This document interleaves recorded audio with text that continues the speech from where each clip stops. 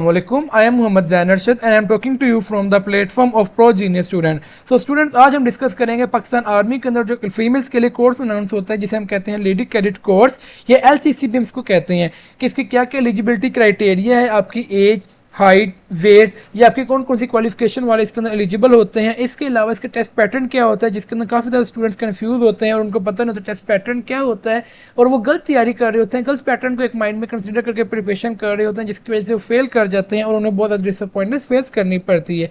तो आज इस वीडियो को देखने के बाद आपको प्रिपरेशन का एक पाथ मिल जाएगा, आपको पता चल जाएगा कि लेडी कैडेट कोर्स कब कब अनाउंस होता है। जैसे कि हम जानते हैं कि साल में 2 दफ़ा अनाउंस होता है, तो किस किस मंथ के अंदर अनाउंस होता है, वेदर यू आर एलिजिबल और नॉट। तो चलिए शुरू करते हैं।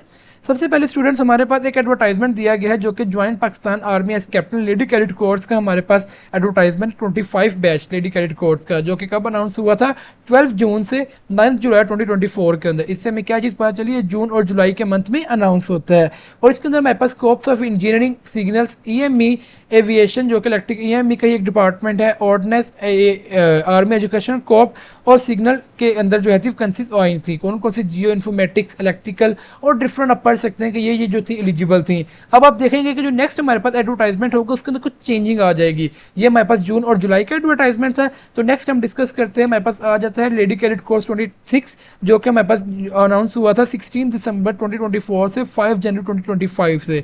इस समय क्या पता चला कि एक हमारे पास जून और जुलाई के मंथ में अनाउंस होता है साल में और सेकंड हमारे पास दिसंबर और जनवरी के मंथ में अनाउंस होता है। अब इसके अंदर भी कोड वही है लेकिन डिग्रीज का कुछ फ़र्क आ गया, जैसे यहाँ पर कॉप्स ऑफ जियोलॉजी भी आ गई, आर्किटेक्चर भी आ गई, सिविल इंजीनियरिंग भी एलिजिबल है। लेकिन अगर हम डिस्कस करें लास्ट वाले में तो इसमें क्या था, सिर्फ जियो इन्फॉर्मेटिक्स इंजीनियरिंग थे कॉप्स ऑफ इंजीनियर्स के अंदर। तो आपने याद रखना है कि ये हमेशा वेरी कर जाता है। देन हमारे पास एक और एडवर्टाइजमेंट आ जाता है लेडी कैडेट कोर्स 27 का एडवर्टाइजमेंट है जिसके अंदर आप देख सकते हैं कि ये कब अनाउंस हुआ था, तो 23 जून से 22 जुलाई को अनाउंस हुआ था। इसका मतलब क्या हुआ कि एक दफ़ा हमारे पास जून और जुलाई के मंथ में अनाउंस होता है और इसमें भी आप देख सकते हैं कि हमारे पास जो है तो ये एडवर्टाइजमेंट के अंदर जो क्वालिफिकेशन का क्राइटेरिया था कुछ डिफर कर जाता है, वेरी कर जाता है। ज़रूरी नहीं कि हर सब्जेक्ट ही चेंज होगा, कुछ सब्जेक्ट्स जो होते हैं वो चेंज हो जाते हैं। देन हमारे पास लेडी कैडेट कोर्स 28 जो कि रिसेंट हमारे पास जो भी बैच गुजरा है उसका एडवर्टाइजमेंट है जिसके अंदर आप देख सकते हैं कि कब अनाउंस हुआ था 22 दिसंबर 2025 से 20 जनवरी 2026 के अंदर। तो एक हमारे पास अनाउंस होता है जून और जुलाई के मंथ में और एक हमारे पास अनाउंस होता है दिसंबर और जनवरी के मंथ में। अभी मई चल रहा है, इसका मतलब कि जो जून के अंदर जो है हमारे पास लेडी कैडेट कोर्स अनाउंस होने वाला है। तो जो स्टूडेंट प्रिपरेशन करें इस वीडियो को गौर से देखें, इसको कॉन्सेप्ट्स को अंडरस्टैंड करें ताकि उनको कोई भी आगे क्यूरी ना रहे। इसके अंदर भी आप देख सकते हैं कि हमारे पास जो क्वालिफिकेशन का जो था वो मैकेनिज्म चेंज हो गया, कुछ क्वालिफिकेशन का जो क्राइटेरिया था वो चेंज हो गया।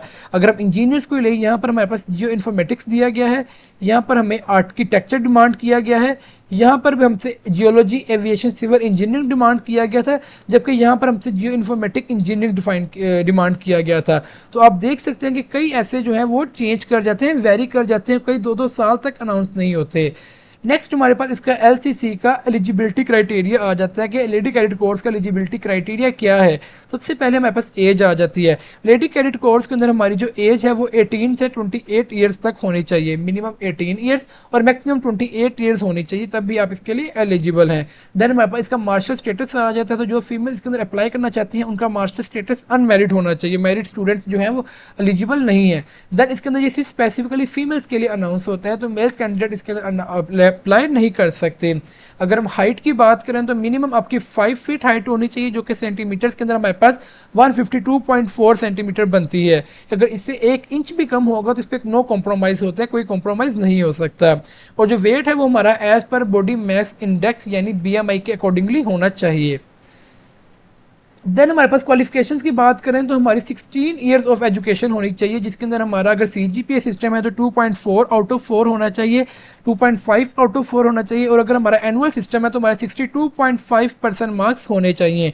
और आपके 16 ईयर ऑफ एजुकेशन उन सब्जेक्ट्स के अंदर होनी चाहिए जो कि उस कोर्स के अंदर अनाउंस किए जाएंगे। जैसे कि अभी हमने लास्ट बैचेस के अंदर देखे, एडवर्टाइजमेंट्स के अंदर देखे, जो हमने 4 एडवर्टाइजमेंट डिस्कस किए कि हर दफ़ा जो है थे कुछ सब्जेक्ट्स जो थे वो चेंज हो रहे थे, लेकिन कुछ ऐसे सब्जेक्ट्स भी होते हैं जो कभी चेंज नहीं होते जिनकी डिमांड बहुत ज़्यादा रहती है। देन अब हम एलसीसी के जो एलिजिबिलिटी क्राइटेरिया जो कि डिफरेंट एडवर्टाइजमेंट्स के अंदर डिमांड किए जाते हैं, जो कि बार बार जो रिक्वायर किए जाते हैं सब्जेक्ट्स, उनको हम डिस्कस करते हैं। सबसे पहले कोर्स ऑफ इंजीनियरिंग के अंदर हमारे पास जो डिमांड किए जाते हैं वो बीएस या bachelor of engineering geo informatics के अंदर, civil engineering, software engineering, artificial engineering, data science, ये डिमांड किए जाते हैं। अगर हम कॉर्प्स ऑफ सिग्नल्स की बात करें तो इसके अंदर हमारे पास computer science, computer engineering, system engineering, information security, information technology, cyber security, data science, ये जो सब्जेक्ट्स हैं ये हमसे डिमांड किया जाता है। ये सब्जेक्ट्स वाले एलिजिबल होते हैं जिनके मिनिमम 2.5 आउट ऑफ 4 CGPA हो या 62.5% मार्क्स हो एनुअल सिस्टम के अंदर। इसी तरह हम कॉर्प्स ऑफ ऑर्डिनेंस की अगर बात करें जिसके अंदर हमारे पास डिमांड किए जाते हैं chemical engineering, textile engineering, then EME के अंदर हमसे डिमांड किए जाते हैं electrical engineering, mechanical engineering, biomedical engineering और मैकाट्रॉनिक्स इंजीनियरिंग। यहाँ पर नोट आपको दिया गया है कि जो अपने बार बार याद रखनी है कि जो हर बार कोर्स जो होते हैं वो चेंज किए जाते हैं, इसलिए जितने भी कोर्स लिखे गए हैं इसमें से चंद ही अनाउंस होते हैं और बाकी बाद में किए जाते हैं। कुछ सब्जेक्ट तो 2-2 साल बाद आर्मी अनाउंस करती है। सो कीप पेशेंस, वेट करें अपनी टर्न का, जब आपका सब्जेक्ट जो है रेलिवेंट सब्जेक्ट आपका अनाउंस हो तब आप उसके अंदर अप्लाई कर दें। देन हमारे पास कुछ और कोड आ जाती हैं जैसे आर्मी एजुकेशन कोड, इसके अंदर हमारे पास बीएस जियोग्राफी वाले एलिजिबल होते हैं, इंग्लिश अनाउंस होता है, physics, biology, physiology, mathematics education. Then AFM के अंदर हमारे पास aerospace engineering, avionic engineering, RVNFC के अंदर डीवीएम एंड एरोस्पेस इंजीनियरिंग और एवियोनिक इंजीनियरिंग जैसे सब्जेक्ट्स हमारे पास अनाउंस होते हैं। वही नोट यहाँ पर है कि जो कोर्स होते हैं हर बार चेंज किए जाते हैं और कई कोर्स जो होते हैं वो 2-2 साल बाद भी अनाउंस होते हैं, तो अपने एडवर्टाइजमेंट को देखते जाना है। अगर आपका सब्जेक्ट भी आप एलिजिबल हैं तो उसके अंदर अप्लाई कर दें। देन हमारे पास एलसीसी का टेस्ट पैटर्न आ जाता है जो कि मोस्ट इंपॉर्टेंट पार्ट है वीडियो का, क्योंकि कई स्टूडेंट्स को पता ही नहीं होता कि टेस्ट के अंदर उनसे पूछा क्या जाएगा। तो अपने याद रखना है आपका जो टेस्ट होगा वो 3 के सेक्शंस होंगे। फर्स्ट सेक्शन हमारे पास verbal intelligence test, second section हमारे पास नॉन वर्बल इंटेलिजेंस टेस्ट और थर्ड हमारे पास एकेडमिक का पोर्शन आएगा। देन इसके जो टोटल मार्क्स एमसीक्यूज होंगे वर्बल इंटेलिजेंस टेस्ट के वो होंगे 84 एमसीक्यूज और इसका जो टोटल टाइम होगा वो होगा 30 मिनट्स का। देन नॉन वर्बल के अंदर जो हमारे पास टाइम होगा वो 64 एमसीक्यूज होंगे और 30 मिनट्स टाइम होगा। देन हमारे पास जो एकेडमिक्स के अंदर 50 एमसीक्यूज दिए होंगे और 30 मिनट्स हमारे पास टाइम होगा। अगर कोई स्टूडेंट वर्बल पास करेगा देन ही उसके पास नॉन वर्बल की विंडो ओपन होगी, अगर वो इसमें फेल हो जाएगा तो उसके पास नॉन वर्बल की विंडो ओपन नहीं होगी। देन अगर कोई नॉन वर्बल क्लियर करेगा देन ही वो एकेडमिक्स के लिए एलिजिबल होगा, एकेडमिक की विंडो ओपन होगी। अगर वो यहाँ तक आ जाता है लेकिन नॉन वर्बल फेल कर जाता है तो एकेडमिक उसके पास क्लियर नहीं शो होगा। अगर वो एकेडमिक पास करता है देन उसका इनिशियल टेस्ट जो है वो क्लियर कंसीडर किया जाएगा। आपके मिनिमम इन तीनों के अंदर 50% मार्क्स होंगे देन ही you are well to go, आप पास कर सकेंगे। देन स्टूडेंट्स आपके लिए अनाउंसमेंट है कि अगर आप लेडी कैडेट कोर्स की प्रिपरेशन करना चाहते हैं, कंप्लीट गाइडेंस लेना चाहते हैं और कॉन्फिडेंट होकर टेस्ट सेंटर के अंदर अपीयर होना चाहते हैं और टेस्ट को क्लियर करना चाहते हैं विद 100% गारंटी, तो आप हमें ज्वाइन कर सकते हैं। हम आपको जो फीचर्स अवेलेबल कर रहे हैं आपको प्रोवाइड कर रहे हैं, उसके अंदर लाइव क्लासेज हैं।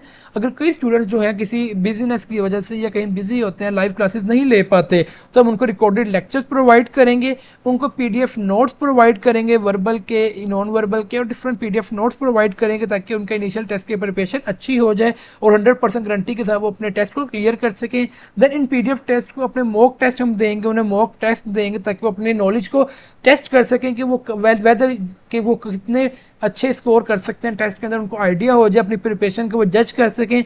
देन उनको स्पेशल व्हाट्सएप ग्रुप्स के अंदर ऐड किया जाएगा जहां पर हमारा डोज मटेरियल शेयर किया जाता है, हमारे एडमिन आपके लिए अवेलेबल होते हैं आपके क्वेरीज के लिए और आपको ये सब ऑफर किया जाएगा जस्ट ओनली 5500 रुपीज़ के अंदर, जो कि 1 टाइम पेमेंट होगी होल सेशन की। तो अगर आप ज्वाइन करना चाहते हैं तो आप गिवन नंबर पर हमारे एडमिन से कॉन्टैक्ट कर सकते हैं जो कि हमारा नंबर है 034504871109।